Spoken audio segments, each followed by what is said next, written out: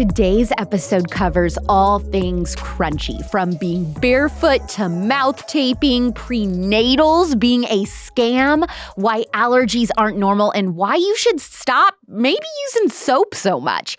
Actually, today's guest is so crunchy that I think she is crispy.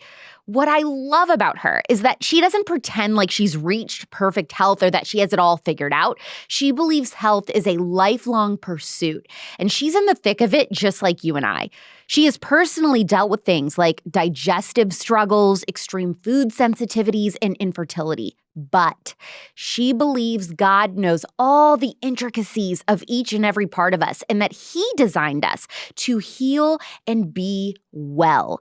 She has said that if we can lean into the simplicity of life the way He created it, rather than the consumeristic, overcomplicated, symptom-chasing narrative all around us, that we can find peace and balance with our health. She's a chiropractor and health and wellness fanatic who has a passionate and large following on Instagram, which is dedicated to being non-toxic. She's also conservative, so I know that you're going to love that too. Please welcome Dr. Courtney Kahla to The Spillover. Courtney, I have a confession to make. I started following you a couple months ago. When I first started following you, I thought, this girl is crazy. I maybe agree with like one thing she says. And then after 2 months, I realized you were right about everything. Is that something you get a lot? I would say that most of the time, first impressions, people are like, nah, man, I'm out. She's on another level. This chick is nuts. And then they like maybe try one thing and they're like, oh, okay. Yeah. It's a game changer. Pretty common. Tell us about your wellness journey. Like, when did you get into this whole non-toxic life stuff, or have you always been this way? I mean, I think I've always kind of had this like thought process of like, I don't know how to explain it, except that when I was a child, I just felt like the body was created to heal itself. And so like I would be making like like I'd be whipping eggs and I'd put like egg yolks in my hair, and like not like a toddler thing that's like a sensory, but like, oh, it's like good for my hair, right? Like I just was always making things in the kitchen. And I think I didn't have the terminology that like the body is self-healing and self-regulating. But when I went to chiropractic school, that's a major premise of the philosophy of chiropractic. And when I heard that, I was like, shut up. Like, this is what I've believed my whole life. This is what I'm supposed to do. And so it really was the philosophy of chiropractic that just opened the door for how physical, chemical, and emotional stressors can affect the function of the nervous system. And that's like why I do what I do. It's all about nervous system health. Okay, I do have a lot of questions for you about the chiropractor stuff, because I was told that you think that chiropractors should not be making popping sounds when they adjust you. And as a self-proclaimed crack addict, I am very triggered by this. It's not that I don't think that they should be popping. I definitely have like the tools and skills to do the like twisting, popping, and cracking. There's a time and a place. I just think that there should be an analysis and assessment for like why you're choosing to pop and crack, where you're doing it at. And is that truly what is necessary? So how are you assessing that? What I assess is not only where the roadblocks are, so where we need to make the adjustment, but also how the adjustment needs to happen. And what I have found is like 90% of the time, people are needing like 1 to 3 adjustments. And I'm using a tool called an integrator, which just gives a little impulse into their body, allows their body to make those changes instead of me trying to force it. But there are times and places where I absolutely do twisting, popping, and cracking. So I don't want to sound dogmatic about it. There's a time and a place. There's just been this over-reliance on it. And there's not an assessment for it. We're just palpating and being like, oh, this bone is sticking out a little bit further this way. Let me push it back. For me, my upper neck, this bone is anatomically longer on this side than this side. So in chiropractic school, I got adjusted over here all the time because we need to put this bone back. And then I got an x-ray and I was like, oh yeah, that's not actually what my body needs. And you have like some sort of system, or you've started some, I don't know what you would call it, but you have like a resource for people to be able to find good chiropractors, right? And what should we be looking for in a chiropractor? Yes, I have a directory of chiropractors, and like to be on that directory, all you need to do is you need to have an assessment for how you are assessing the nervous system, determining where and when you're adjusting. I don't care how you're adjusting. So I think that's common is people are wanting to find chiropractors that are low force or no force like me. There are techniques that are like that that assess the nervous system. There's also low force, no force techniques that don't assess the nervous system, as well as manual adjusting techniques that are on both sides of that as well. So what I recommend people look for, number one thing, just look for someone that talks about the nervous system. If you go to their website, it should mention the nervous system somewhere. Why is that important? Why is that important for a chiropractor to highlight the nervous system? Yeah, I mean, that's what chiropractic was founded on. It was founded on assessing nervous system function. Like the first chiropractic adjustment that was ever delivered, it was to a guy's upper neck and his hearing was restored after. It wasn't about like pain. It was all about function. So I just think that if you go to a chiropractor for pain relief, it's like robbing a bank and only taking their pens and pencils off the desk. Like there's just so much more to it than just pain relief, but we're really good at getting people out of pain too. So we want to look for them saying that they want to work with your nervous system and improve that. And then what else? And then I would just like look at their technique. And the thing is I don't expect the general public to have an understanding of there's things like MC2, TRT, like diversified. There's all these weird terminologies. And I don't expect you to understand that. But I want you to understand what a tonal model is. And that's what I explain on my website of basically, if we're looking at a musculoskeletal model, which tends to be most common right now in chiropractors, you're looking at the bones. Now that model is saying a bone has moved out of place and we're going to pop it back in. And that makes a lot of sense. Like if there's been a traumatic like event, yeah, like a bone might have popped out of place and we need to put it back in. But I take it a step further and I'm like, why did that bone move out of place? What caused that to happen? You don't just wake up in the morning and a bone has moved out of place. Like what's going on? So maybe a muscle got tight and it pulled that bone. That makes sense to me. So then I'm like, okay, we need to release this muscle. That'll move the bone back into place. But then I'm like, what told the muscle to do that? Like, why is the muscle not functioning the way that it was created to, which is peace and ease? It's the nerves that are communicating that function to the muscles and the bones. So I prefer to go all the way back to the nerves and correct the communication so that it can release a muscle and move a bone back into place if that's what the body wants to do, but it can make those changes on a cellular level too. What is the relationship between the immune system and the nervous system, and why is that important? Listen, I got reported to the board for this. So it's a dicey topic within the chiropractic and medical community. But I just look at the physiology and I'm like, the nervous system controls every cell, organ, and tissue within the body. So it regulates the immune system. And I remember I wasn't posting like, go to a chiropractor and it'll cure your COVID. Like, I'm not dumb like that. But it was just like, hey, like, stuff's getting pretty intense in our world right now. Like if you want to make sure that your like immune system is ready for your environment, like make sure your nervous system is functioning well. And they were like, flag, not just like a social media flag. Like I literally had a board complaint and had to testify against the medical board. So, jeez, how young do you think is too young to go to the chiropractor? Is there not such a thing? Not such a thing. I adjusted my daughter when she was 1 hour old. Oh my gosh. What? That doesn't scare you? Like they're going to snap in half?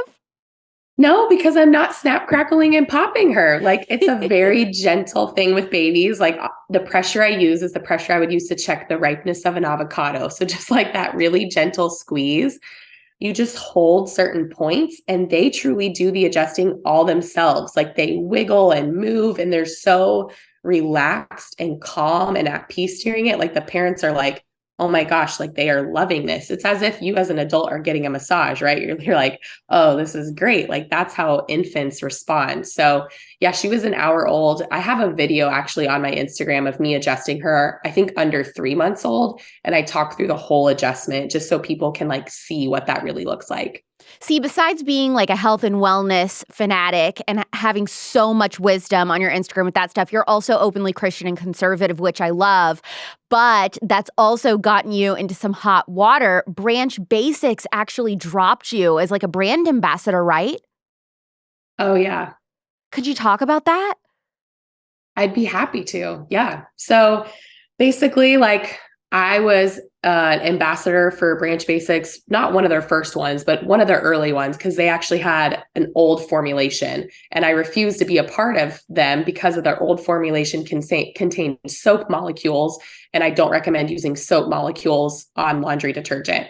So I was like, nah, I'm not really interested in this. And they were like, oh, we're going through a reformulation process. So they reformulated. I was like, this looks great. Jumped on board, promoted them for, I'm going to get my time frames off, but I would say at least a year or two. I have all the specifics, I think on one of my videos, but a year or two. And then all of a sudden they are like, they've come to town. I've gone on retreats with them. Like I've stayed at the owner's house. Like I have a great relationship and friendship with them, I would say.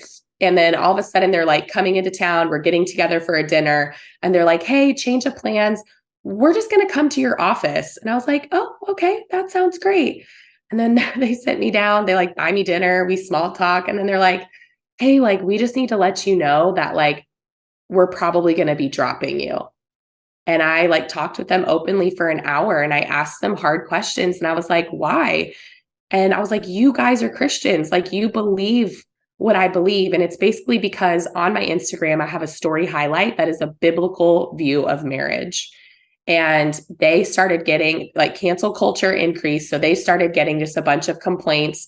There's another influencer in the area that anytime she would post about Branch Basics, her followers would be like, they're associated with Courtney and Kahla. So how dare you?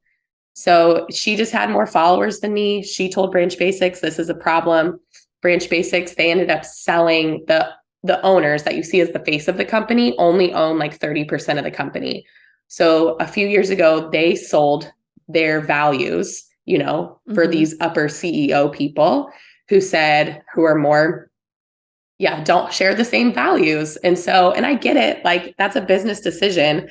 But at the end of the day, they just didn't fight for me. And they decided to drop me because of my biblical view of marriage. And I have text messages and everything to prove it. And even afterwards, my best friend and I and my dad got together and said, how much money could we give you to invest to give you back the ownership of your company?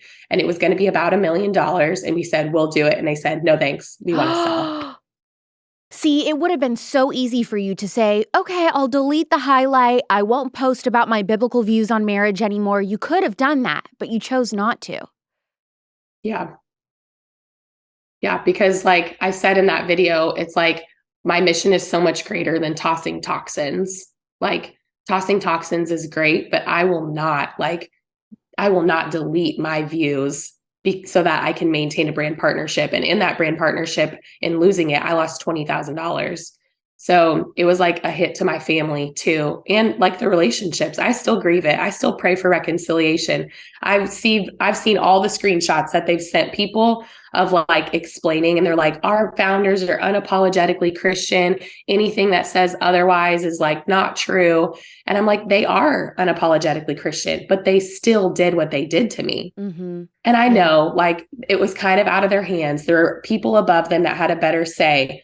But we tried to give them that opportunity of like, we'll give you the ownership back so you can maintain the values of your company. And they're like, we don't care to have it. This is just another reason why I love you so much and love following you, is because you're so authentic and smart and just unique as an influencer. You can tell with your posts that you have a higher mission than I'm just trying to shill products. Like there is just so much more going on to your content for the kingdom, which I freaking love. And at the same time, we're cleaning our house and we're being non-toxic. And also you're raising pharma-free kids. That's another very controversial thing about you for some people. So that's the epitome of countercultural, is to raise your kids pharma-free. Talk about that decision. Oh, yeah. I mean, if you look at like traditional birth, like I don't think I did a single thing that would be considered traditional in the sense. So, but now it basically just all goes back to the way that God created these things to happen. Like I look at what did we do 100 years ago before the medical establishment took over all of these things? Like, why are women giving birth on their backs? Because that's a better view for their male OB-GYN to see what's going on. Like, not because that's a better position for them or for the baby. So it just, like when it comes to raising like a pharma-free kid, like I truly just have more trust in God and more trust in his creation, us, than I do in a hospital or in a medical system. Now, don't get me wrong, there is a time and a place for those things. Just our current culture has been a complete over-reliance where we're giving antibiotics prophylactically. We don't even know if it's bacteria that's causing it, but here, take an antibiotic and let's just try. It takes your gut 2 years to recover from one round of antibiotics. And we're just going to give them over and over and just see if they keep working. Oh, they're not. Oh, maybe we need, well, I don't know what to do now. One of my friends in chiropractic school put it kind of roughly, but like, how bad do you have to be at your job for every woman that walks through your door saying, I have period problems, I have menstrual dysfunction, and you prescribe them the same thing, birth control, birth control, birth control. Like, that to me was like, I just think we deserve people that will come alongside us and investigate with you. Yes, absolutely. I agree. I fully agree. I've been preaching the get off the hormonal birth control stuff now for a little while. And I think it's one of the most important things that women can do for their health. I mean, when it comes to the pharma-free stuff with your kids, does that include things like over-the-counter cold medicine and stuff? Yeah, we don't have any of that in our house. I just haven't seen a time or a place for it. Like a lot of the remedies that we have and use, like kick things and clear things. And also, like, I think it all comes down to control. We want to, it's hard to watch your kids suffer. So what can you do to make it easier? You can give them a fever reducing medicine that'll make them feel better. And we're able to control the situation. But we're promised that we're going to suffer. I'm not trying to take away my child's suffering as much as I love her and like don't want her to suffer. If she just suffers with a fever for like 12 hours, it'll actually be gone instead of giving a fever reducer. And then that causes things to linger a lot longer. There's a lot of research that shows this. And so I just like, I think we need to learn how to like cope better with suffering because that's like a normal part of living. Yeah. And you also chose not to sleep train, right? Oh, yeah. So controversial. So for my followers or my listeners that are not moms yet, could you explain what sleep training is and why you chose not to do it? Yeah, sleep training is a really big fad right now. And there's even some really popular sleep trainers that say, this is not sleep training. And then you look at the method and you're like, yeah, it is. It's cry it out. It's just you're making it sound a little more gentle. Let them cry for just a minute or let them whimper. And it's like, they're crying. They are biologically asking for you. Anyways, sleep training is basically, especially the cry it out method, is you put your child in a crib, in a room that's far from you. You let them cry for different increments of time until eventually they stop crying and they sleep through the night.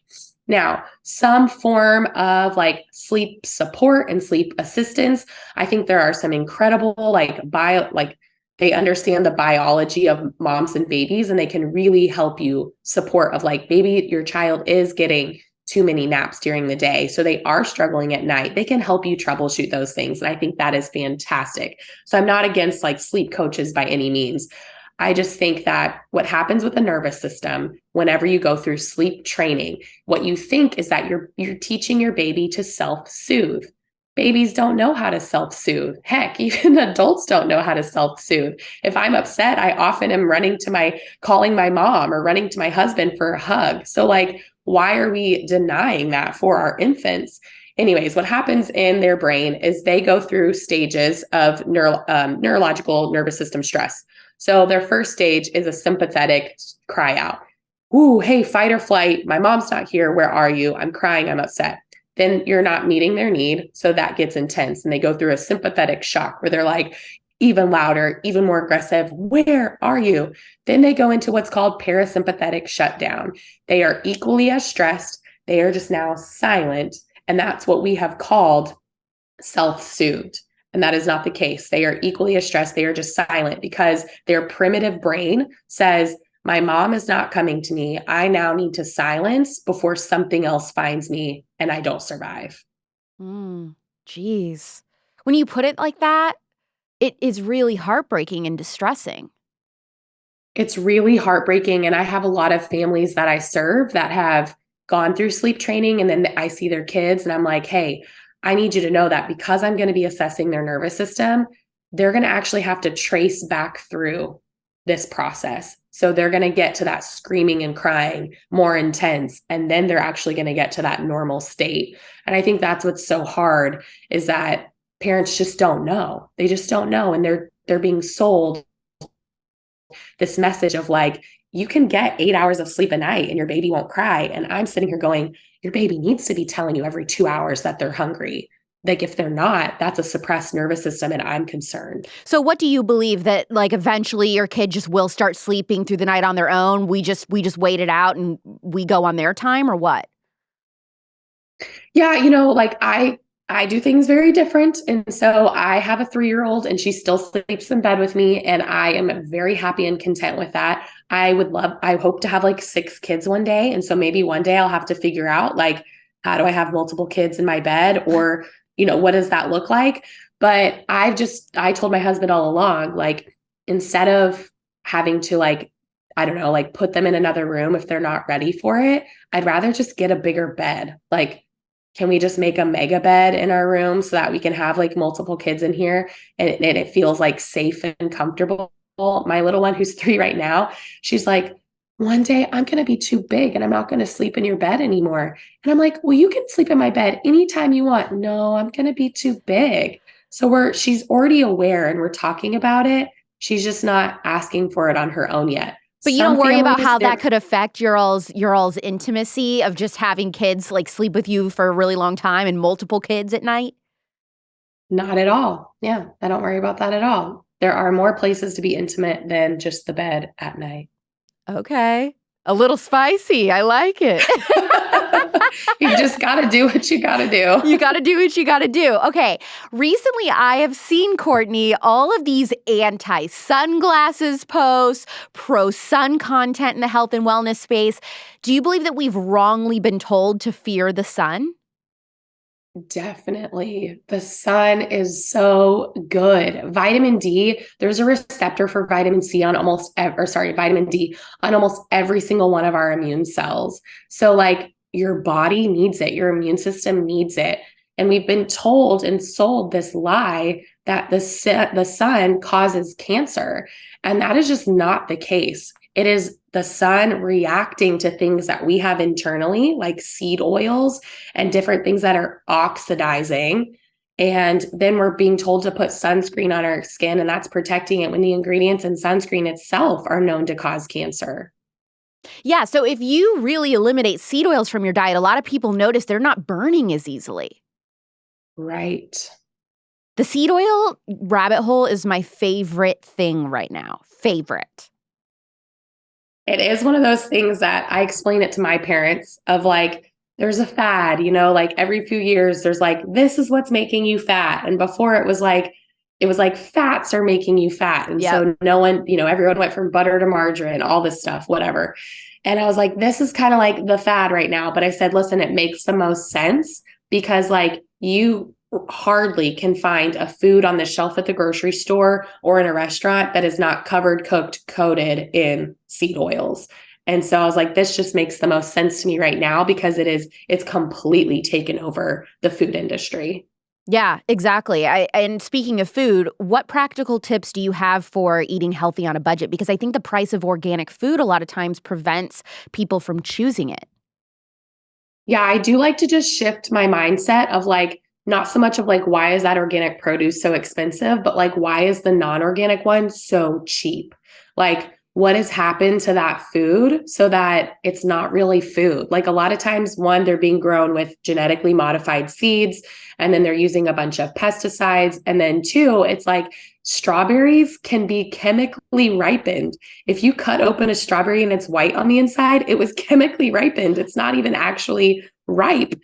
So there's just stuff like that personally I choose to like, I try to like vote with my dollars as much as I can and what makes sense. So I choose to just budget a little bit more for like food, but we really don't eat out a whole lot. And so we just spend our money on like really good, wholesome foods that we're getting from our farm. There's like, I do a farm co-op pickup and I get like a lot of my produce from them and a lot of raw milk, raw cheese, eggs, my eggs have not skyrocketed, nor am I having a shortage with the farmers I use. That's interesting. A lot of people have been asking me that, like, well, I don't understand. Where do I get, better eggs for me? Where do I get raw milk? And the shared co-op thing is a great suggestion. I know like finding a co-op can be intimidating because we have not been living in like connected communities, but I would just encourage you to one, like churches are often great, but churches kind of like, pray for your sickness to leave and hand you a donut on the way out, So I don't feel like they're like the central hub when it comes to like natural living. Chiropractors often tend to be. So if you can find a chiropractor near you, like I think that would just be so great. They tend like, I'm not just saying because I am, like I've just seen this in so many other cities and like my colleagues and my friends, they are like connectors of just like, they have like raw milk drop-offs that happen at their office. What? And I've never heard that before. Yes. Like I have a girl who brings eggs to my office and all of my like practice members can buy them. I have a girl who brings raw milk to my office. And that's my structure, but I've seen that with a lot of my colleagues as well. So now, where do you live again? Yeah, I'm in like Dallas, Texas. Okay. That's awesome. Why is it important to eat seasonally? Yeah, I mean, I think it just goes back to trying to like live the way that God created us to. And so right now it feels weird because you can go to the grocery store and get produce for like any time of year. But like the strawberries now, even the organic ones, are chemically ripened. But if you wait until the summer, they're not. They're ripened by the sun. So it just goes along with trying to do things the way that God intended them to instead of man trying to take over. And it tends to be that the food that's in season is also cheaper. So it works better for your budget anyways. So you have some really interesting and different travel hacks that you do. One of those is you do not go through TSA scanners. Why? Yeah, it's millimeter wave radiation. So it's basically like a mini x-ray. And the funny thing is, but it's not monitored like x-rays. So the x-ray devices that you send your baggage through, that has to be monitored, maintained, and checked. These 3D body scanners do not. And there's no information on how they affect your body. I'm not willing to be a guinea pig. I'm not willing to be a guinea pig with that or anything else. So I always opt for a pat down. And every time I do, a TSA agent usually tries to educate me on what the scanner is. And I'm like, you guys just don't really know. Right. So you just say, can I do a pat down instead? That's what you say? Yeah, I just let them know, like pretty much as I'm getting my bag up, whoever is like working that station, I just say, excuse me, I'm going to be opting out today. And sometimes they're like, okay. And then they'll call on their little speaker, like, I have a female opt out and you have to wait for a female to come over. Sometimes they're a little rude about it, but I haven't really had a terribly rude experience. Like I always just get to the airport 3 hours before my flight because I have had to wait 30 minutes before. I've like failed the pat down. Then they take me to a private room and I do the pat down there. And I'm an anxious traveler. So I try to just give myself a lot of time to be able to do that. But if you are flying with kids, you do get to go through the metal detector, and I'm fine with a metal detector. You walk through metal detectors as you go in and out of most stores anyways. So I'm fine with a metal detector with kids, but if you're traveling on your own, they usually try to get you to go through the millimeter wave radiation. Yeah. What are some other ways that you try to limit your exposure to radiation, like in regards to your phone or microwaves, computers, that kind of stuff? Yeah, we haven't used our microwave in years. I literally have it unplugged in my kitchen. I hope to remodel my kitchen. I plan on not even having one. We just don't reheat our food with a microwave because it radiates it and changes the molecular structure of your food. So then it's no longer as nutritious for you. So I personally use like a convection oven or reheat things on the stove. It takes a little bit more time, but I'd like to practice opportunities to live a little bit slower instead of fast and rushed. When it comes to my phone, I don't ever talk to my phone up on my ear. I always have it on speaker. And so I just don't want to put my head up against that. Now I am wearing like some Bluetooth headphones today, but my normal are like wired headphones. I prefer most things to be wired. I actually have my whole house hardwired so that I don't have any Wi-Fi it's only through an Ethernet jack. Oh my gosh. So did you build your house and then make that decision, or did you do that after moving in? Did it after moving in. I did it for my office too. I basically just have a guy who does like home media stuff. And I tell him where I want the Ethernet jacks, and he climbs up into the attic and he wires it all for me. So the hardest part is just, if you move things around and you decide you want an Ethernet jack in a different spot, it's a lot more work than just having it connected to Wi-Fi. The main demographic that listens to the spillover is females 25 to 35 years old. And I know that there are some men who listen, but for the most part, okay, the majority of you fall into that age range. And also, we found out a majority of you are married. So if that's you, or if you're one of the dude conservatives who loves this podcast, I have a really cool experience to tell you about.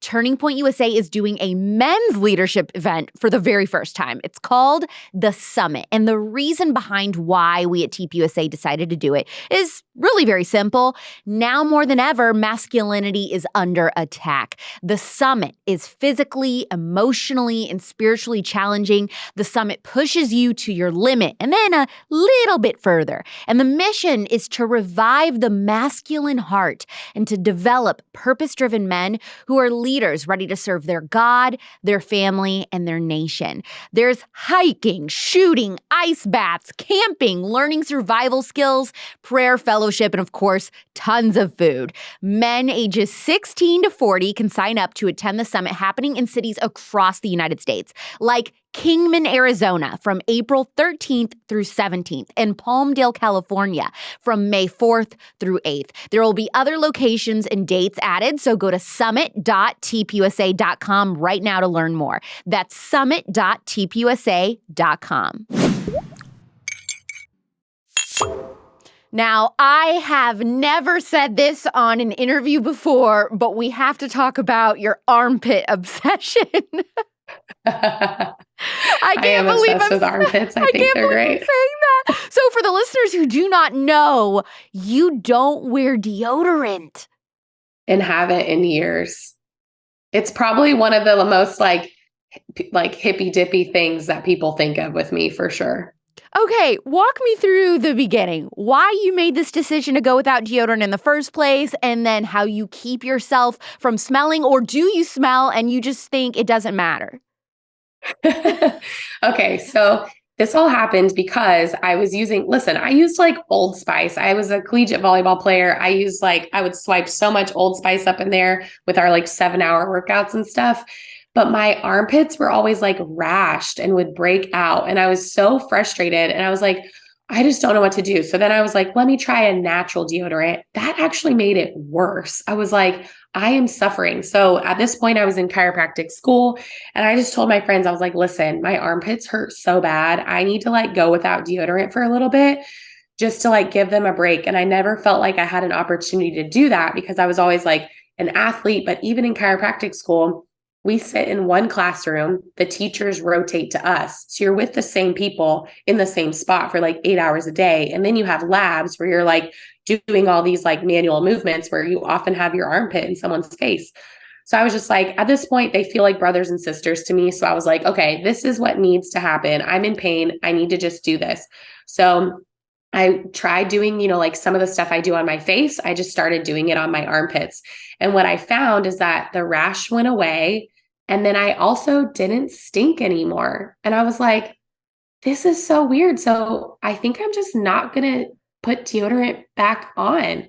And so I just went deodorant free. Now, I totally have my stinky moments, but it is directly related with one, my hormones. So certain times of the month, I smell better or different than others, which can also be considered pheromones. And then two, the food that I'm eating. If I decide to eat pizza one night, which I'm a real human, I eat pizza, I love it. If I eat pizza one night and it's cooked in seed oils, I will actually smell different the next day. You're joking. No, yeah. So I think some of us are so used to covering up our own body, we don't know even how we smell. So like you are not created to stink. You are not a stinky person. It is not even the bacteria on your armpits. That's what most doctors say. They say it's the bacteria reacting. You are a microbiome, but by getting rid of bacteria, you're basically like making it an antibiotic. So you need to just do more of the good things, give more of the good guys, and then it helps all work together and you truly don't stink. So sometimes I will use like some Manuka honey essential oil with some tallow balm in my armpits. And that's kind of like a natural, like it neutralizes like any smells. Usually like if I am going to be working at the office, because I see like over 100 people a day. So I get like kind of sweaty up there.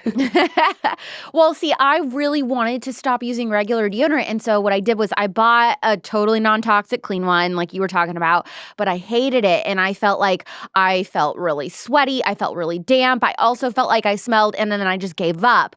But is there like a detox process where we're going to be sweaty and stinkier for a little bit, but then it'll go away? Like, do I just need to power through it, whether I'm using a non-toxic deodorant or no deodorant at all?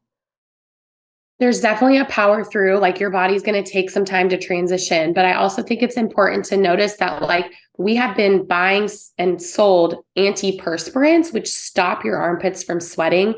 And that is not what we want to do. Like your armpits are supposed to sweat. It's a major detox pathway for your body. So if you're stopping yourself from sweating, you're like stopping a huge function for your body. So I don't recommend the antiperspirants. So that can be weird when you get to a natural deodorant and you're like, but I'm still sweating. We're not trying to stop you from sweating. We just don't want you to like stink when you sweat. And so I definitely recommend powering through a transition period. There is an armpit detox, and that tends to speed things up. You use like bentonite clay, and that just pulls things from like your skin if you use it on your face, but your armpit as well. Bentonite clay with some apple cider vinegar. You can just keep that on there and hold your armpits up while it dries. I also like to keep an apple cider vinegar like spray with, you can do some essential oils if you want, or you don't have to. And that just helps with the microbiome and just kind of like neutralizes and refreshes as you're going through the transition. But I mean, that was probably 7 years ago that I stopped wearing deodorant, and I have not worn any since. See, people. And I don't stink. Disclaimer. I don't stink. And not like, I know people who stink. Like I did a presentation not too long ago in the Amish country. Like I know what those smells are. And like people still, like I hug people all the time. That is just like, I'm a hugger. And so I'm hugging people. I'm like adjusting people. I'm down with them. And like, you can smell yourself usually before other people can smell you. And like, I know the times when I'm like, okay, I'm a little raunchy today, but like normally I don't stink. Well, okay. So I consider you to be so crunchy, you're crispy.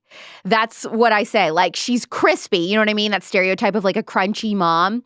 And one of the crispiest things, which I mean it as a compliment, one of the crispiest things about you is you don't shave either. Oh, yeah. Anything or just armpits?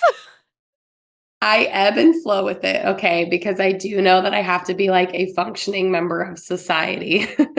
But I don't shave my armpits from like September until like May. So pretty much through like fall, winter, where you're wearing like long sleeves. But what I found is that when I have armpit hair, I like don't smell at all. Like your armpit hair has a function for your body. It also helps like disperse and with pheromones, which pheromones are a smell of a hormone that's secreted through your body that it's actually like not usually detectable to your nose. It's like a chemical thing that your brain can smell. And so birth control affects pheromones. The t-shirt study where they had men wear t-shirts, women would smell the armpits. And if they were on birth control, they chose men that were more genetically similar to them than when they were not on birth control. So that's how it like alters your chemistry. Pheromones are more dispersed with your armpit hair. And yeah, I just didn't smell. And it also gives you like friction. Like when you don't have hair there, you do rub against each other. And then, yeah, you need like a paste that like helps with the friction. But armpit hair just does that for you. I do shave my armpit hair in the summer when I'm like at the pool or at the beach all the time, because I just don't think people are ready to see that on a woman in America. Okay, but here's the thing. When you first got with your husband, were you already not shaving your armpits, or was that a choice that you made after you got married? And then if it was a choice you made later, how did you get your husband on board with you not shaving your armpits? I never was like, I never was a frequent shaver of my armpits because I always had like rashes and irritation. So I would like max only ever shave like once a week. So he was kind of used to me like having some armpit hair, even though in dating, I think that's just not something you like lead with. Like, hey, I also have armpit hair. Put it on your Hinge profile. Yeah, right. It's definitely gotten like he said a few years ago, he's like, I didn't know if I was like signing up for this. But most of the time, like in like intimate situations, like you're not just like this. Yeah, so, with your arms up. Yeah, it's just like, it's honestly like he doesn't really notice it as much. He notices it more if I'm like changing my clothes and my arms are up than in like intimate moments. And so it's really just not something that we like talk about or a big deal. And I wouldn't say he's on board with it by any means. It's just not something that he like is super observant of. Now, you believe in washing your hands, but you haven't washed your body since 2017 with soap. Why? Yeah. How?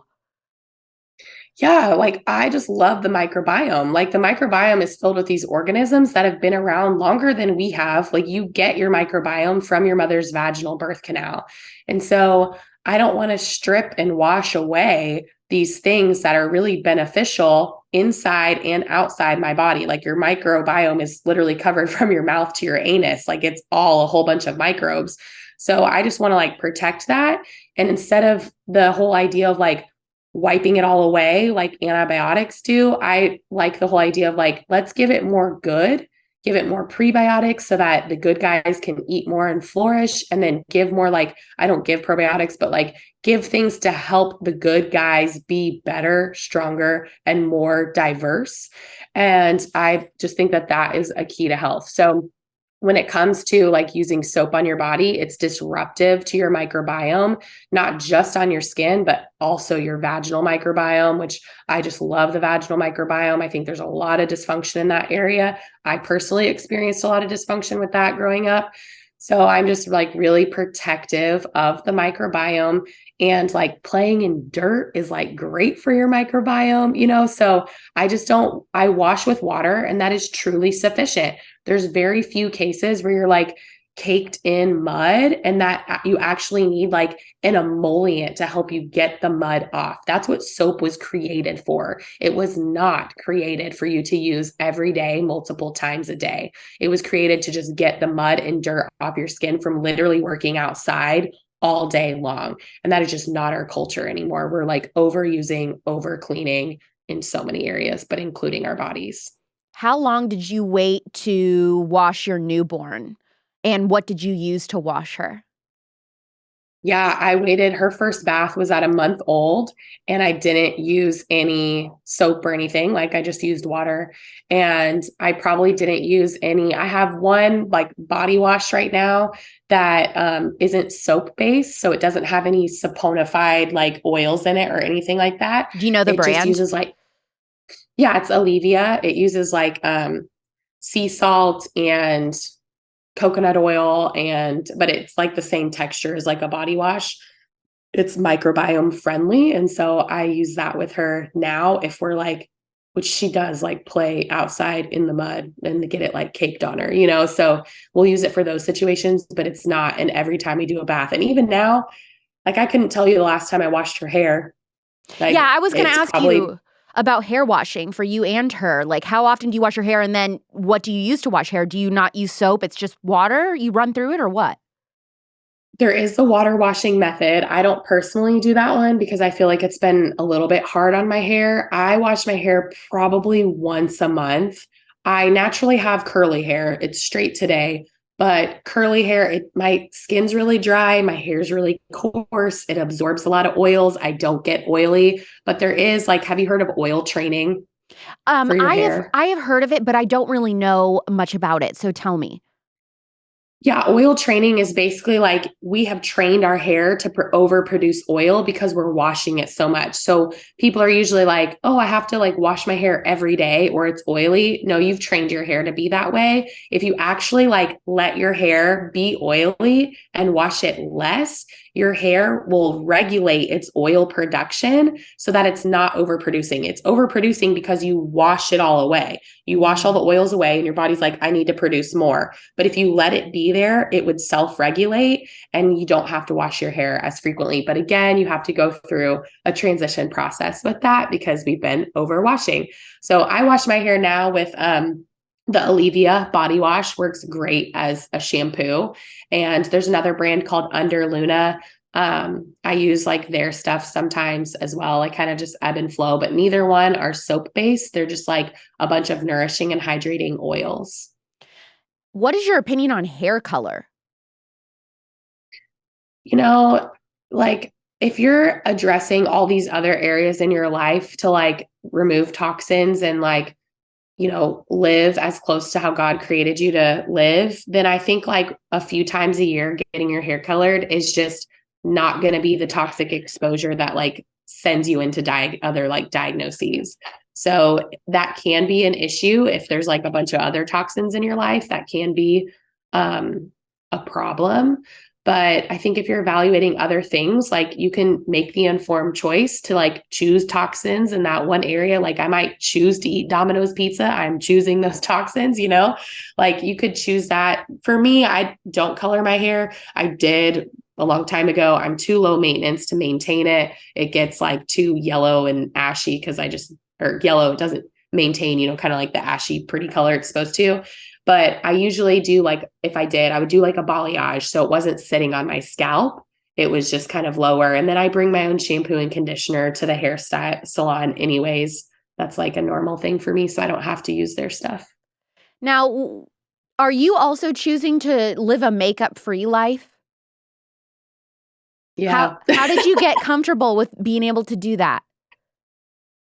Yeah, you know, I never wore like a ton of makeup. Like probably the most amount of makeup I ever wore was like 8th grade. Okay. It was like eyeliner and mascara. Relatable. Yeah. I've always had like naturally rosy cheeks. And so my siblings joke with me and they're like, Courtney, you're wearing too much blush today. And I'm like, I've never actually owned blush. I just have great vasculature, I guess. But, you know, when it came to makeup, like I think what I normally would do was like just mostly mascara. And then like I would do my brows. But then I just got to a point where I was like, I want to love myself. Like I didn't like that I looked in the mirror and didn't like the way that I looked without makeup on. And I was like, why? Why am I altering myself? Like I want to love myself the way that God made me to look. So I challenged myself. And for one whole month, I was like, I'm not going to wear makeup no matter where we go. And it was hard. Like we would go out to like bars, we would go to dinner with friends, like we would go out to things that I would normally like dress up for. And I felt naked. Like I was like, oh, this is weird. But you know what? At the end of that month, I looked back at pictures of myself and I started loving myself without makeup instead of loving myself with makeup. So now that's how I feel. Like if I wear makeup, I don't feel like I look like myself and I don't like the way that I look. And I love that like internal personal like journey that I've been on of like loving myself the way that God created me to look.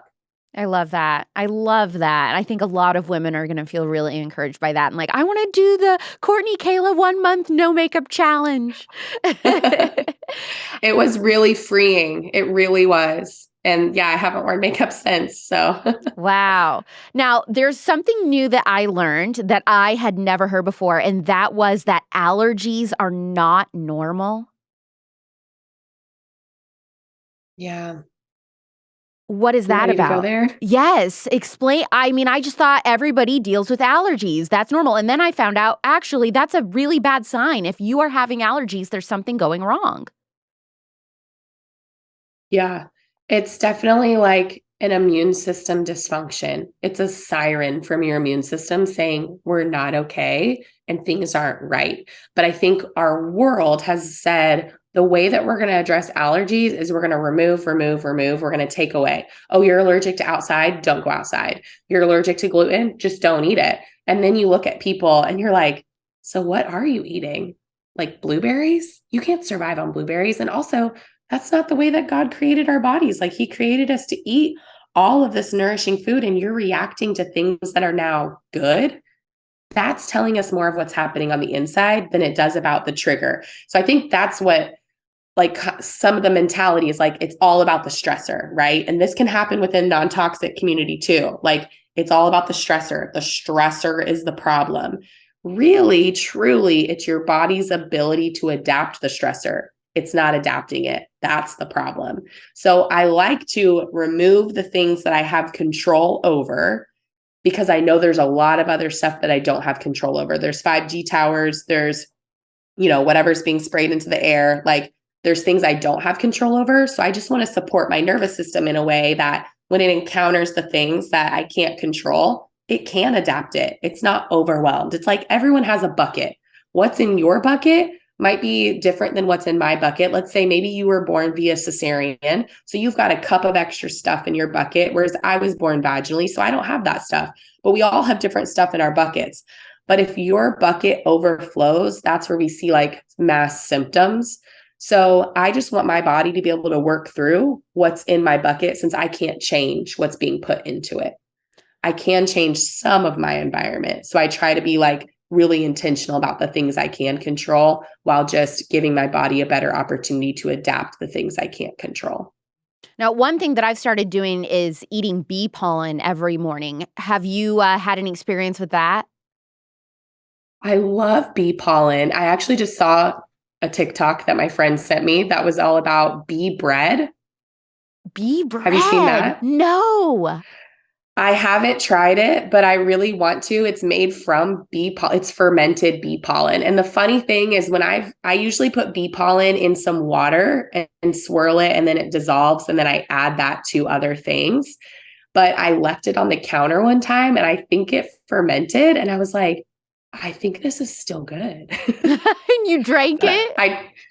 I was like, I don't think it's bad. I think it's fine. So I drank it and I was fine. But I was like, I don't know how to do that again. But I'm going to have to try bee bread sometime. But I do love bee pollen. Okay. What are some suggestions on how to fight an infection naturally?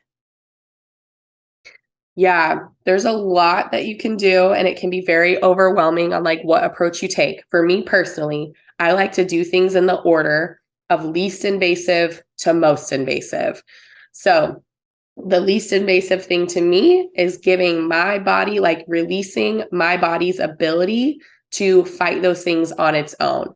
So there is nothing else, like everything else is an outside in approach. You take a supplement, you use essential oils, whatever it is, it's outside in, even food, outside in. And those things can all be truly very nourishing and healing.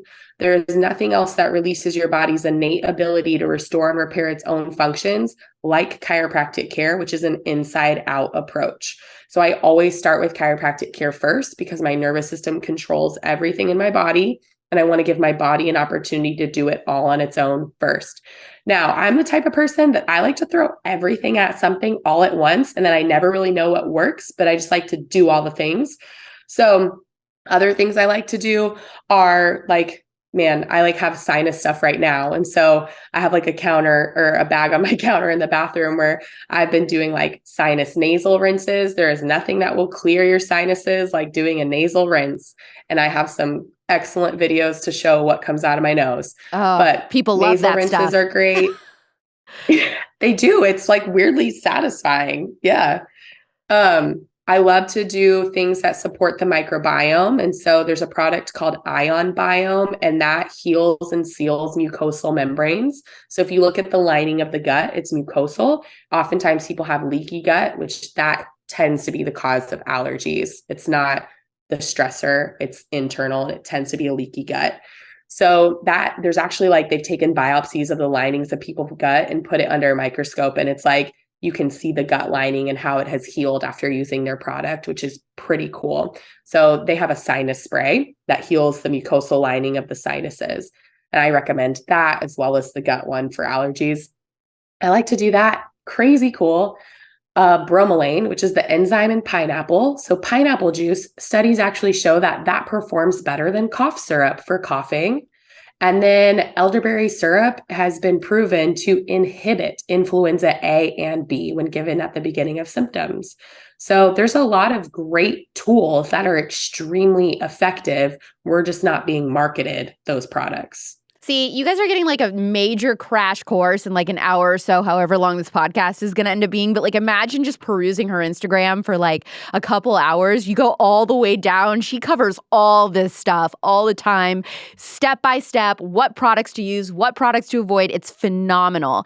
And one of the things that you've covered, I've never seen anybody talk about this in the health and wellness space, is that part of culture really saturates markets with pictures of women with flat stomachs. And they talk about how a flat stomach is the ideal and normal for women. And obviously, all bodies are different. All bodies are beautiful. But that means that not every woman's stomach is going to be super flat. So would you argue that a woman having a flat stomach isn't actually normal? Yeah, it's not normal at all. I think it is a completely unattainable objective. Like it's an unattainable goal. The amount of women that every time I post this, I have nutritionists, physical therapists, like trainers, like I have personal trainers. I have people comment who are like, almost every woman that walks into my office says, how do I get rid of this lower pooch? And it's like, at what point can we just say, we all have them? Like, why are we all trying to get rid of them? We all have them. And so the part that just like blows my mind is we have this standard. We're trying to look like men when it comes to that area, and their reproductive organs are on the outside of their body.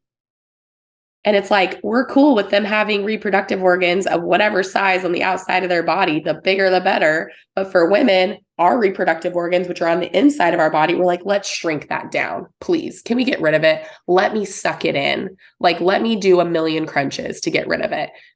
You can't, and you shouldn't. And women that actually have too low of body fat, they have six-pack abs and really low body fat, lose their menstrual cycles. That's right. Yeah, I've seen a lot of people recently talk about, doctors especially, how women should not be exercising like men. And also, every time you see a woman, if she has a six-pack or she's super ripped like that, almost 99% of the time she has major issues with her cycle.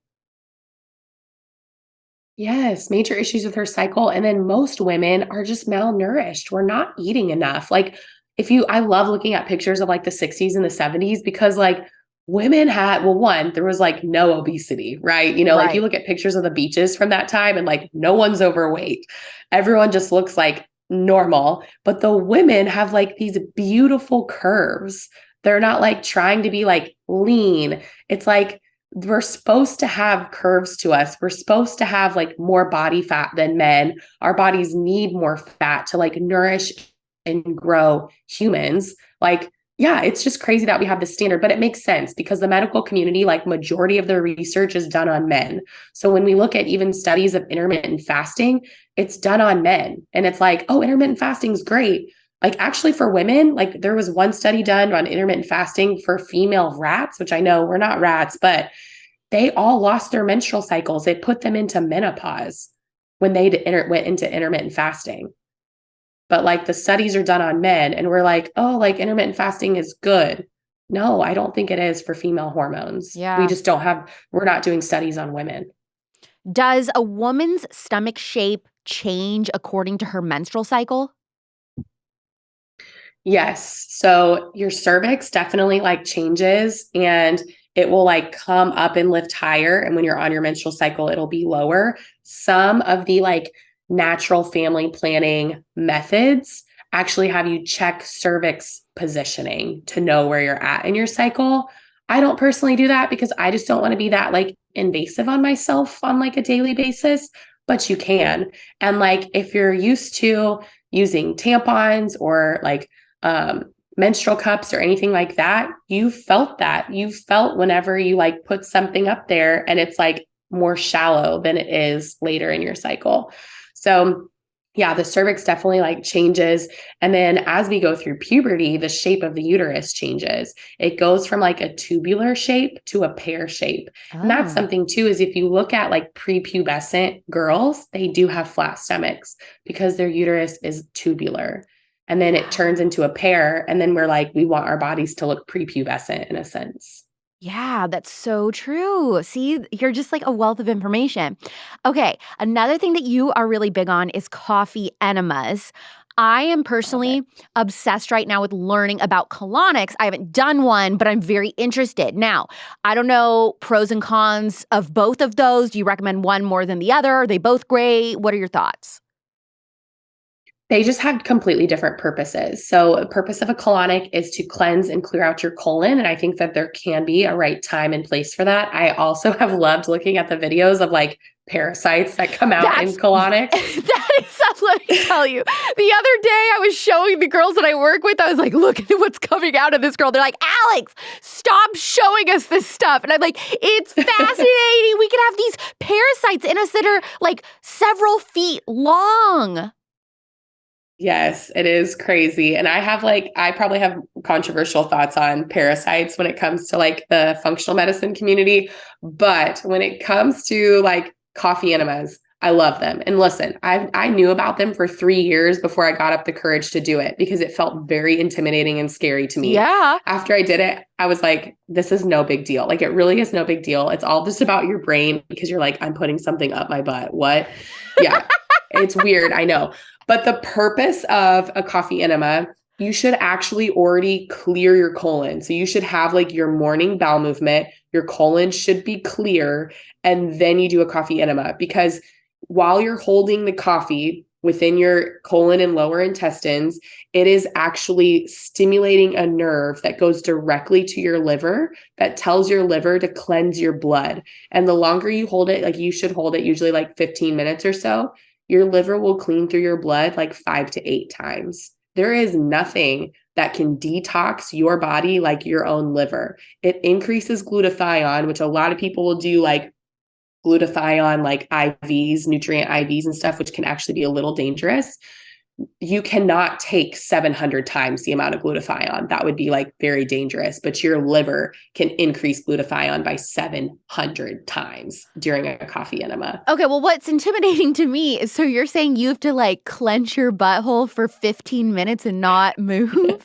I don't know if I can. I mean, like it's really not as uncomfortable as you think. Like I've definitely had some, like you got to play around with it a little bit. Okay. So like when I first started doing them, I had like really bad intestinal cramping that I was like, I hurt so bad. Like I can't do this.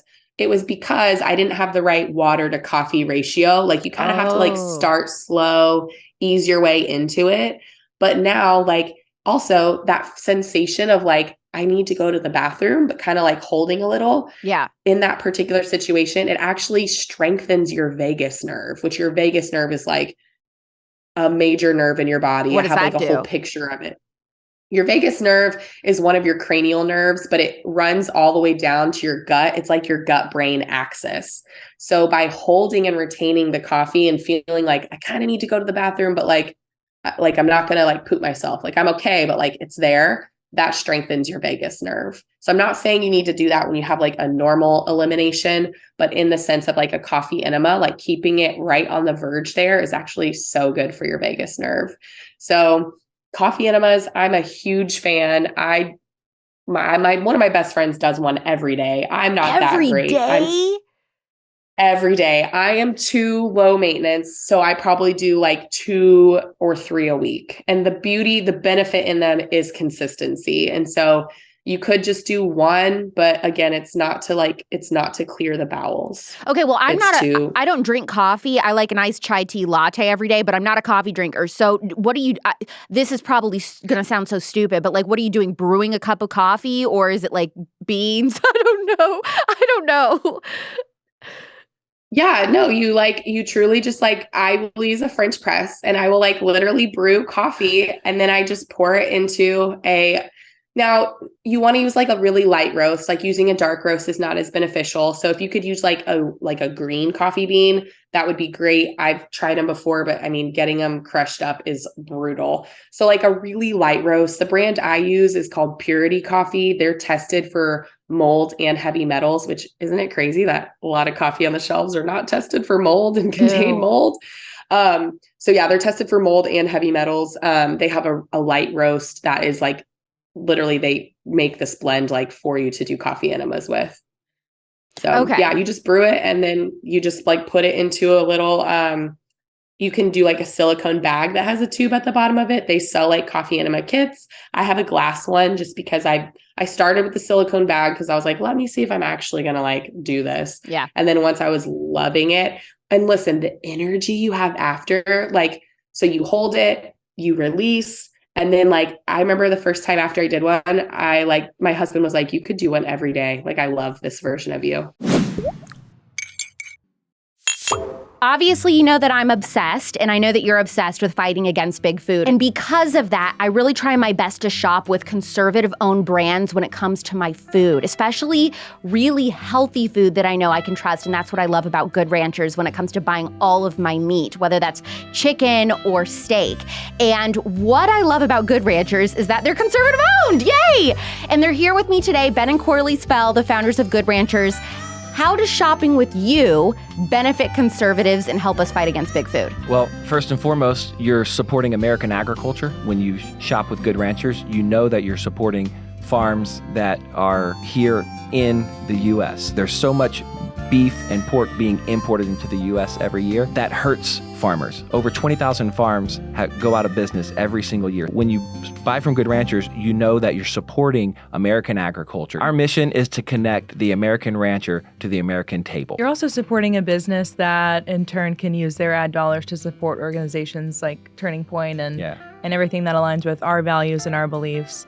So I think that's important too. It's very important. GoodRanchers.com/Clark with code Clark. You'll get $30 off your Good Ranchers box today. That's GoodRanchers.com/Clark with code Clark, or just click the link in the description. Conservative women that are listening to the show, they're like, all right, Alex, you got me to go off birth control. Now you want me to start putting coffee up my butt. I'm going to have to draw the line somewhere. I know. But yeah, if you're going to like, one, I just think the liver is so key to like so much of our functions and dysfunctions because the liver processes all of our hormones. And so if you like grew up eating conventional meat that was like added hormones, like we've just had a lot of hormone issues, like a lot of products contain endocrine disruptors, like a lot of things are out there disrupting our hormones. So if you could focus on liver health, like my first tip would be to one, drink beet kvass, which is basically like a 3-day fermented beet, water, and salt. It's super easy to make. You don't even grate the beets. You just chop beets, throw it in a jar, cover it with water, add some salt, cover it in a dark counter for 3 days. Drink that every morning on an empty stomach. That's great for your liver. Then if you wanted to be like a little bit extra, do castor oil packs over your liver.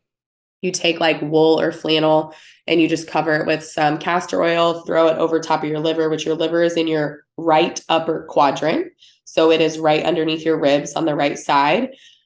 Throw it on top of your liver, add a heating pad, do that for like an hour. That actually increases oxytocin, which is your love hormone. And so I truly like, it's like a euphoria that you feel while you do it. I look forward to it. I do those every day, but I look forward to that because I just truly like, you feel so good without like, I don't know, like I almost have to poop every time after I do one, which is wild. But then I just like, I don't know, the euphoria, the oxytocin, that love, you just feel good. And then coffee enemas would be like the most extreme, like, yeah. What did you say? It's not crunchy. It's crispy. That's the crispiest. Yeah. Okay. That's the crispiest. But see, a lot of, for a lot of moms, they're like, how do you have time in the day to be a wife, be a mom, and then also do all of these little health and wellness things? I mean, I totally don't. Like that's why I'm like, I don't do coffee enemas every day, but like I do castor oil packs. And I think a lot of it is that I'm not doing this outside of being a mom. I'm doing it with being a mom. So it's like my daughter, she's 3 and she's like, Mommy, are you going to do a coffee enema today? And I'm like, no, I don't think I will today. But I totally I make a little pallet on the bathroom floor and I will lay and do a coffee enema. I cover myself with a blanket. It's not this big, gross, disgusting thing. You lay on your left side, you stick it in. It takes 5 minutes for the coffee to go inside your body. You turn it off, take it out, pull your pants back up, and you lay there for 15 minutes. So I just lay there on the floor. I let her have some iPad time, which we don't do screen time really, but it's special. That's why she's like, are you doing That's why she wants to know. I was going to say, why does she care? That's why she wants the iPad. Yeah.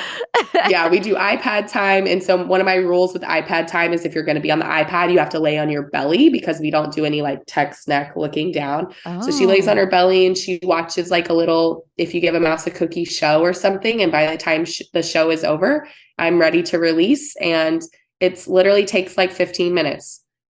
Okay, so let's run through a couple other things that you talk about that I'm curious about. You tape your mouth when you sleep. Love this trend. Why should everyone be taping their mouth? Oh my gosh. Yeah, this was a truly life-changing thing for me because I used to show all my friends all the drool spots on my pillowcases because I was a mega drooler. And I never realized that this was dysfunction. And so then I just started looking into this rabbit hole one day. And I was like, I'm going to start taping my mouth shut. This makes sense. Basically, your nose was created for nasal breathing. Your mouth was created for eating. So your nose is the only place that your body produces nitric oxide. And that is critical for your overall health. I have probably 10 research articles on one of my highlights that show why nasal breathing and taping your mouth shut is necessary for your body. So I taped my mouth shut. Here's the crazy thing I noticed. I was when I first started taping my mouth shut, I was probably first trimester pregnant with my little one. And the second I found out I was pregnant, I had to start peeing in the middle of the night. And I was like, what the heck? I don't have a baby sitting here on my bladder. What's going on? Started taping my mouth shut, didn't have to start peeing in the middle of the night until 38 weeks. You're joking. And it's known to do that. And so it is considered dysfunction. If you have to get up and go to the bathroom in the middle of the night, you definitely should look into if you are nasal breathing or mouth breathing. Many people think they're nasal breathing, but then their tongue falls. Your tongue's resting posture should be on the roof of your mouth. It should be sealed to the roof of your mouth. Many of us have tongue ties and oral restrictions that prevent our tongue from getting there. So then your tongue rests on the bottom, which causes your jaw to fall open. And then drooling is just a side effect of that. But if you're waking up with a dry mouth, a sore throat, if you're snoring is huge dysfunction. And actually the case for my husband, he was ADHD, chronic ear infections. This is all related to his oral airway because I think the stat, I'm going to get it wrong, but 70% or so of kids diagnosed with ADHD is actually an undiagnosed sleep breathing disorder. What? Their brains are literally not getting enough oxygen at night. And this was the case for my husband. We did cone beam CT scans of our airway just to measure it. Mine was 290. I can't remember even the measurement, but 290. His was 90. His was so narrow. Mine was almost 300 and his was 90. His airway is a third of mine and he's 6'4". He's a lot bigger than me and his airway is a third of what my airway is. I'm how are you alive? How are you getting enough oxygen? He wasn't. He's not. Well, some of the pros of taping your mouth, people say, are you're sleeping better at night, you have more energy during the day. Also, it helps, is this true, change the shape of your face? Yes. And that's all related with airway and jaw. So many of us, our jaws are underdeveloped. I am a good case for this. I've never liked the profile of my face. I've always felt like I've had a double chin, but then I'm no matter how heavy or thin I am, I always have this double chin. I look back at pictures of myself as a kid and I'm I have a double chin. So I just got to a place of when I have the most joy, I tend to have a double chin. So I'm okay, I love it. But then I realized this is dysfunction. This right here is muscle. This is the floor of my tongue because my tongue is tied and it had to overcompensate and create a whole lot of muscle. And that's right here. So it can change the shape of your face. I'm actually on a journey of doing that right now, of bringing my jaw a little bit more forward by using an oral airway appliance with an airway certified dentist. Okay, so now what does that mean? Does that mean it's something that goes in your mouth when you sleep and then you put the tape over it? Or is that a separate thing that you do a different time of the day? Yeah, so it's something I wear in my mouth at night. I know everyone thinks I'm like super extra, so let's just, put cherries on top. But it's basically like it looks like a retainer. It has like a little lock on it, and so it locks my lower jaw into place. And then I put tape over top. Technically, my dentist was like, you don't even need to put tape over top because like it's keeping your mouth shut. I was still drooling through that, so I don't know if I'm just a super drooler or what. But I just taped it and now like it's been totally fine. So I'm on a process of like, I wear it for 90 days. I do a sleep study. I do another CBCT just to see how my airway has changed. And my airway is not even as bad as my husband's, but I still am like mouth breathing, have jaw dysfunction. Now, when I look at people out in the real world, I can spot a mouth breather from a mile away and I feel so bad. They have a look. They have a look. They have a look. Recessed jaw, extra large nose. Wow. Yes. Okay. Something that I don't know much about, but you're a huge fan of is the barefoot life and grounding. Why is it important that we spend as much time barefoot as possible? Yeah. Like we were created to be in connection with the earth. And if you evaluate your day to day, like a lot of us are wearing shoes inside our house, which is a whole nother topic, but like we get up, we put slippers on, then we put our shoes on, we walk to our car, we get in our car, like we always have rubber on our feet. We're never actually touching the ground. And so research actually shows that if you can touch the ground barefoot, you can actually do this on concrete as well. So if you're like living in a city, don't have access to like grassy areas, you can ground on concrete. It like calms your nervous system. It like lowers your heart rate. It's great for your body. I also did some EMF meter testing with Brian Hoyer of Shielded Healing. He tests 6 different types of electromagnetic fields. We walked around my neighborhood and he was like, I have power lines and they were, you can hear the power. I can hear the power lines like, bzzz. We were underneath them and the meters are going like, where.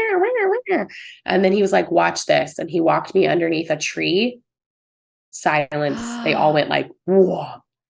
Yeah. So just like the energy of like our environment and our world, like it is all calm and peaceful when you're like underneath a tree and like on the ground, touching the ground. I've even seen pictures of you that you've posted where you're like pushing a baby in a stroller in your neighborhood and you're barefoot, like walking on the sidewalk of your subdivision or whatever. I mean, do people give you weird looks? Like, there's the barefoot woman. I really don't think about it if they do or if they don't, because usually they're just driving by. Like if it's a neighbor, then they're like, oh, there's Courtney again. But I like am barefoot all the time. Yes, not just for being grounded, but also like I work barefoot, and that is what is best for the function of your foot. And this was like at the chiropractor office, you're barefoot?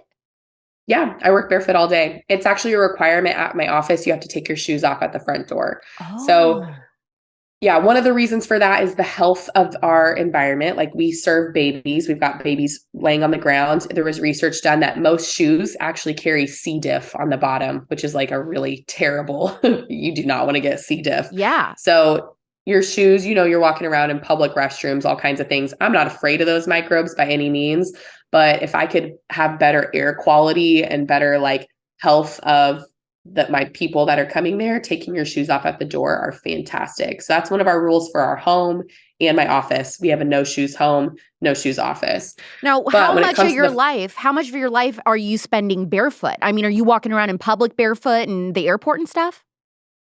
No.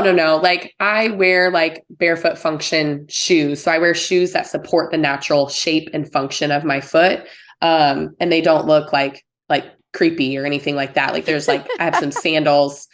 Maybe they look like Jesus sandals, I guess. But I used to wear Birkenstocks. And then as I went through this like shaping and restoring the function of my foot process, my foot got too big and like started getting uncomfortable for Birkenstocks. So I had to switch to more like barefoot style. But I mean, most of the barefoot shoes I wear, I mean, they look like Nikes. Like they look like sneakers. They're cute. I've seen you post them on your stories. They're actually really cute shoes. I was looking at them.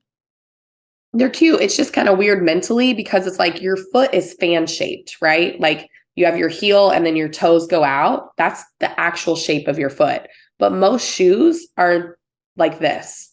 They're like the opposite. So you're trying to like squeeze your foot into these shoes. And then you have all these bunions and things where your big toe is going in a different direction. You're like, oh, that's just genetic. And it's like, well, no, I just think that you've been shoving your feet into these shoes. Your mom was shoving her feet into these shoes. And so is your grandma.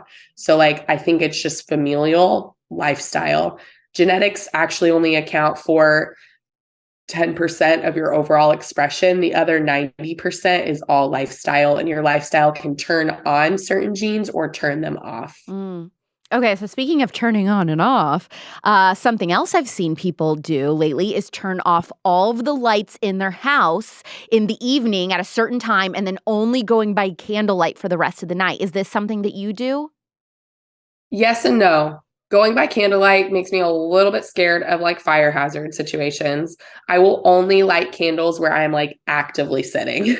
I don't leave candles burning in my house without like monitoring them.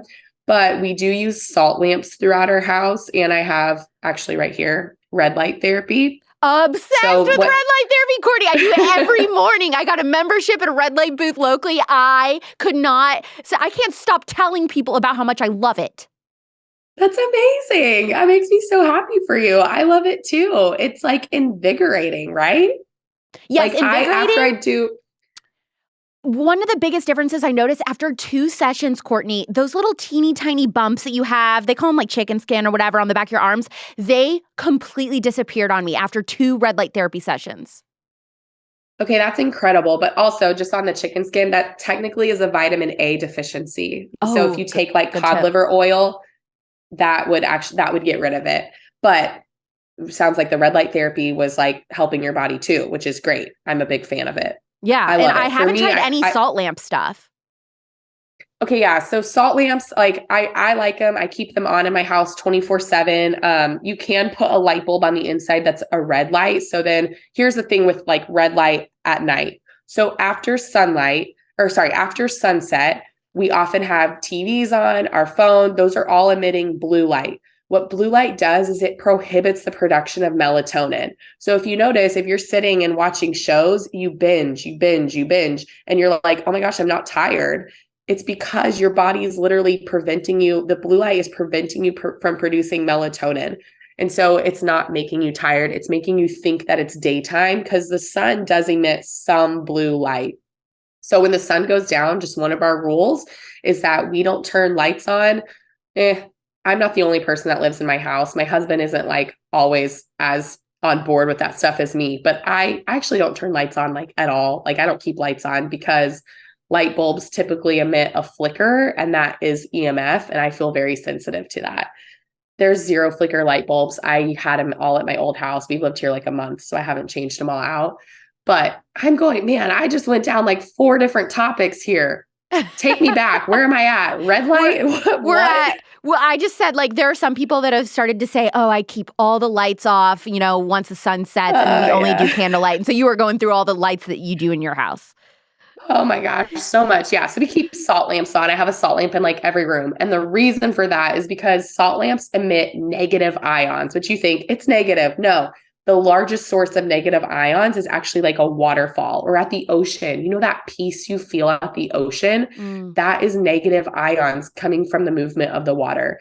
So salt lamps emit negative ions that counteract positive ions. Positive ions are emitted from things like our TV, our cell phone. So we keep salt lamps in like every room. Every room I have a salt lamp and I keep it on. That gives us like a natural little glow in the evenings.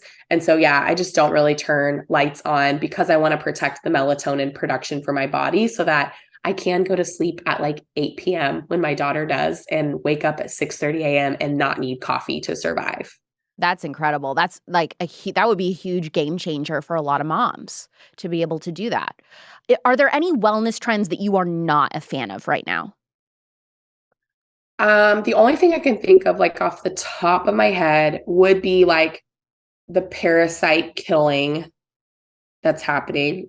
And the thing is like, do I think that someone could have an imbalance where they have too many parasites that are taking over the microbiome? Totally.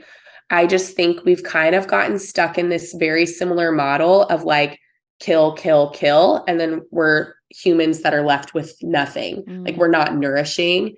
And so I've kind of been guiding a lot of my like practice members through that change of mindset of like, you already have within you everything that you need. Like, so now we're just trying to make that even better, like give you more of the good stuff instead of try to like kill, kill, kill the bad stuff.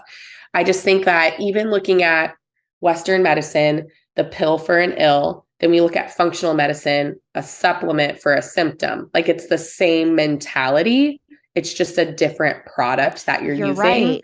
So I just like rip that all up. And I'm like, I think we need to just give more of the good. So I don't like to talk about what you need to remove. I need to talk about what you add, like what's goodness you can give. How can you nourish and give your body a better foundation instead of removing, killing, all of this stuff. There's a time and a place for all of that. Like there is balance to it. But I just think I think we like that mentality. And that's why we're so hooked on Western medicine is it's easy. We like the pill for an ill. I've sat down with a practitioner before and I'm like, hey, here's my symptoms. Here's what I have going on. And she's like, yeah, you're doing all the things. Like, she's like, I think you just need to rest. And I'm like, oh, can you just give me a supplement? Like that would be a lot easier. Like, I don't want to just rest, And so it takes more responsibility. And I think we just need to continue to change our mindset and be willing to live counterculturally. Our culture is so busy. We want pills for ills. Like we have to be able to do it different. What supplements are you taking right now? Yeah. So I work with a functional nutritionist. She's actually the one at my office. Her name's Carrie Vitt. And she specializes in thyroid and women's hormones. And so I'm taking, I have it right here next to me. Look at me. I have this cute little supplement container that I got off of Amazon. I've done a deep dark dive on Amazon home hacks and like Amazon travel hacks. Anyways, I take a bunch of standard process supplements here.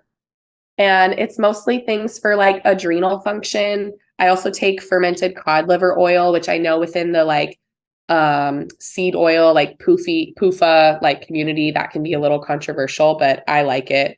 Just like ashwagandha, adrenal stuff for my immune system right now. Ashwagandha. I don't take it. Am I saying that right? Ashwagandha?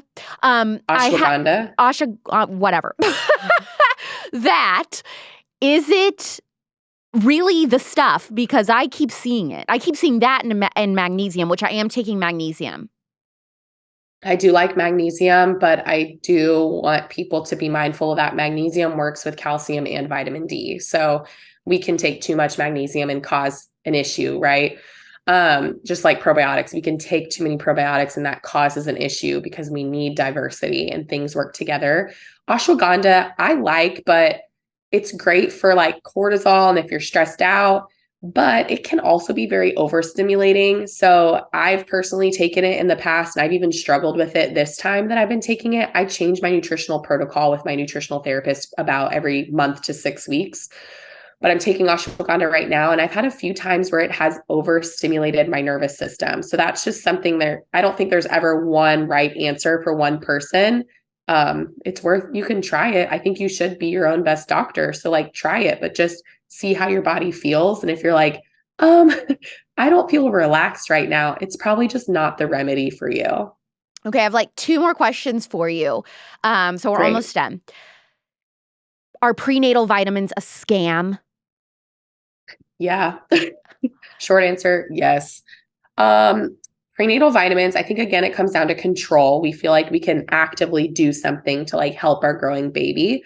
I'm not saying that you don't need those nutrients. I'm just saying that you can't out supplement a bad diet. So you can't be busy eating on the run. When you're eating on the run, you're not producing enough digested enzymes to digest your food. So you're like eating in your car, even if you're eating like carrots and strawberries in your car, you're still not digesting them well. But if you're eating on the run and you're grabbing Chick-fil-A, you can't then take a prenatal vitamin and think that you're going to get all the nutrients that you need.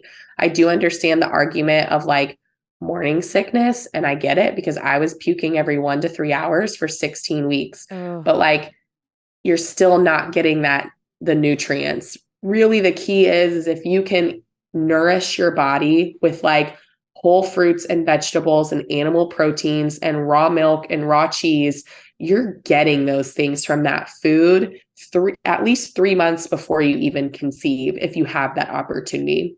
I know like everything with pregnancy can be unexpected. Yeah.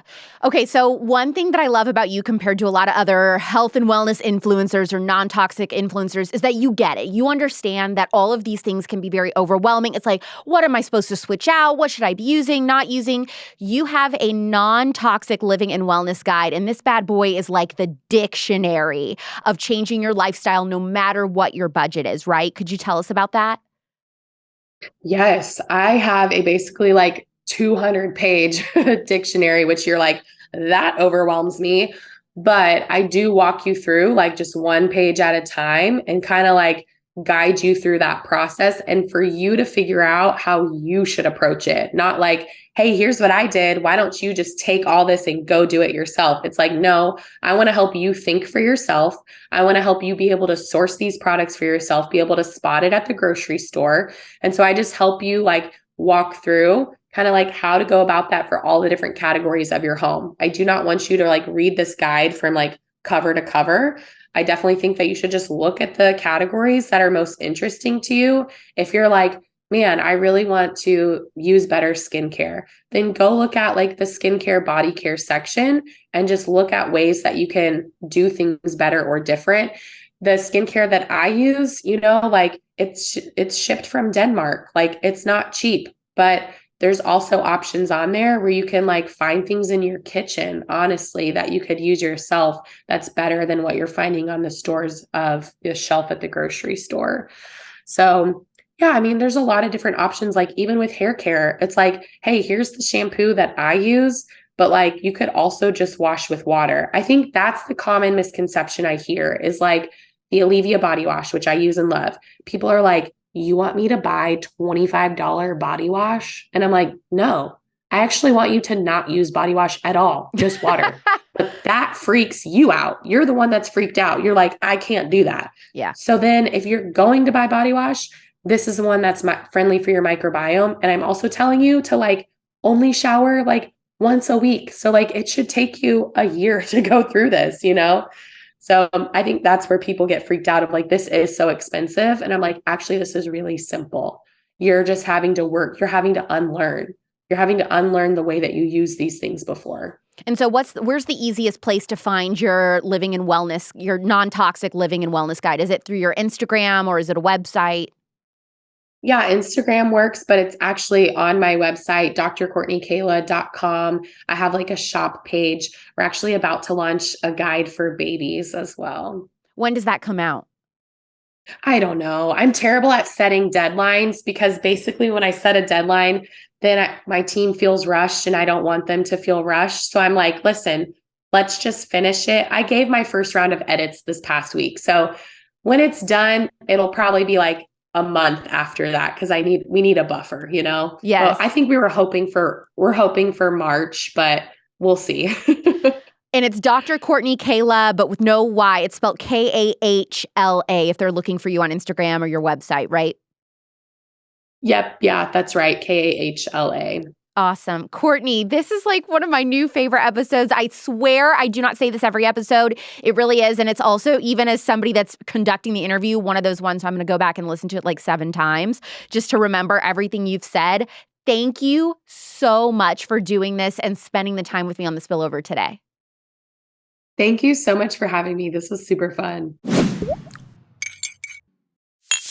Well, I don't think I'll be forgoing shaving my underarms anytime soon. Maybe you are, but I do think that Courtney Kahla is one of the smartest and coolest women that I have ever had on the spillover.